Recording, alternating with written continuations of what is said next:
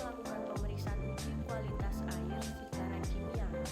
Jadi, seberapa penting sih air sampai dilakukan pengujian?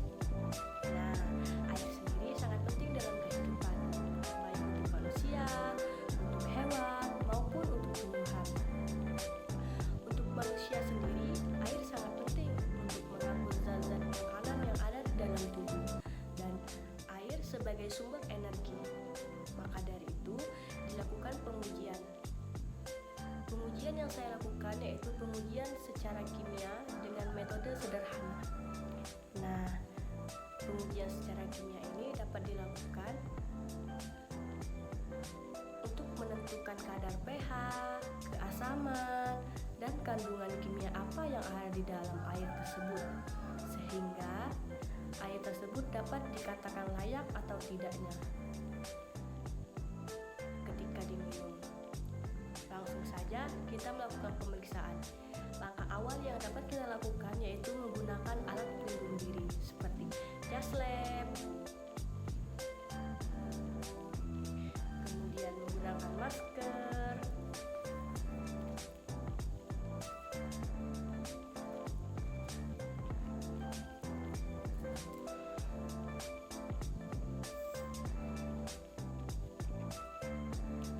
kemudian kita menggunakan handscoon.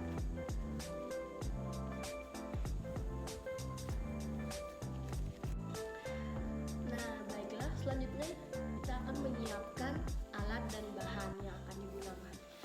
Yang pertama, kita ada alat wadah sampel, kemudian ada air panas, kemudian ada teh celup,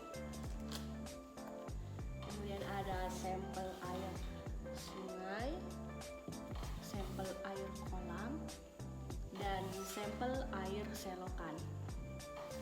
Nah, cara kerja yang kita gunakan, yang pertama, ambil sampel air yang akan digunakan, yang akan diperiksa, kemudian buat larutan teh sebagai indikator. Kita tuang air panas.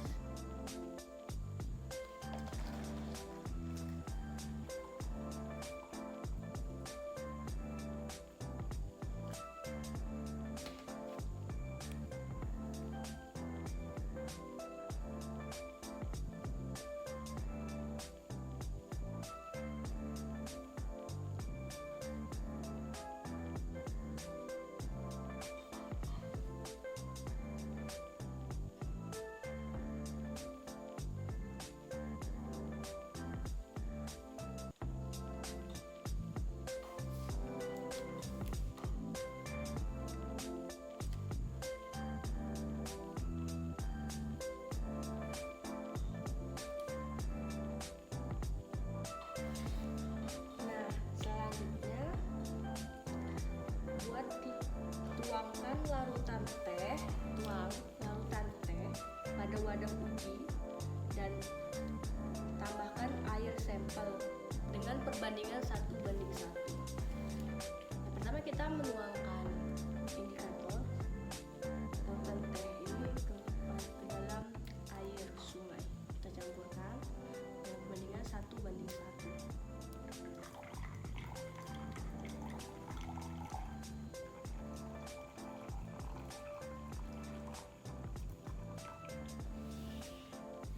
Kita tuangkan ke dalam uji air sampel dengan perbandingan 1:1 juga. Yang terakhir kita tuangkan larutan teh pada air sampel air selokan dengan perbandingan 1:1.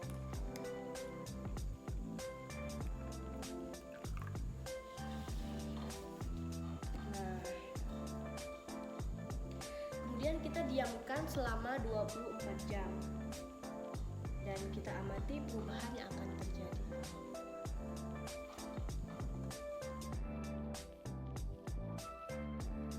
Setelah 1 malam untuk melihat perubahan warna yang terjadi pada sampel air selokan dan air kolam, terdapat adanya proses ekstraksi air terhadap komponen teh dan terdapat reaksi asam dengan CaHCO32 dan MgHCO3 yang membentuk garam-garam Ca dan Mg dengan melepas CO2 sehingga seduhan dapat berubah menjadi gelap atau keruh, dan ini menunjukkan bahwa air yang kita uji tidak layak dikonsumsi.